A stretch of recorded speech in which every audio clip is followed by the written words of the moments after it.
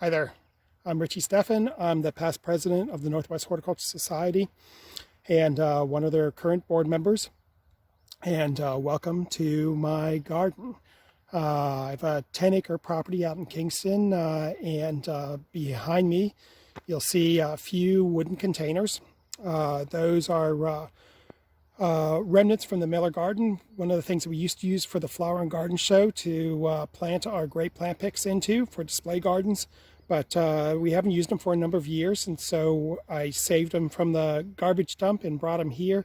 And now we have a number of things planted in it, and you'll probably notice that it doesn't look like this area's gotten mowed lately, and that's because that we have a little native grass in here that we're trying to save.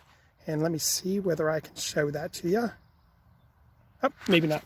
But this little guy right here, we're trying to save that and get more of it to grow. And so this isn't going to get cut for another couple of weeks. And so let's take a look at what's growing in the boxes. So this is our first year to do veggies here.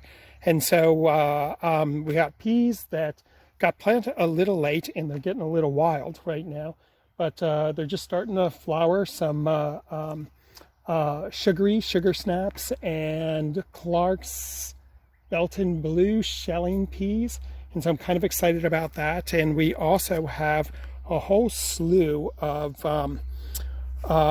really great dahlias that we salvaged from last year's garden, and some cannas. This is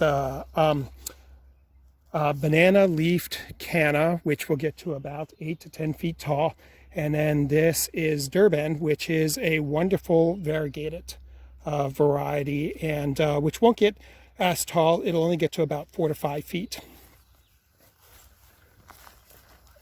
Over here is one of my favorite rhododendrons. This is Ospos Red. This has brick red flowers in May, and then it's followed by new growth, which is also red. And so I love the new growth the best, and it's really quite pretty. I would grow it for that. It's a really easy plant to grow, very adaptable, will do well in full sun to dappled shade.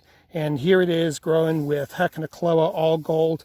And here we have just a touch too much sun for the all gold. It's burning a little bit, but if you have it in quite a bit of sun, you get this really bright color. And too much, and if it gets a lot of shade, you can see down in there where it's chartreuse.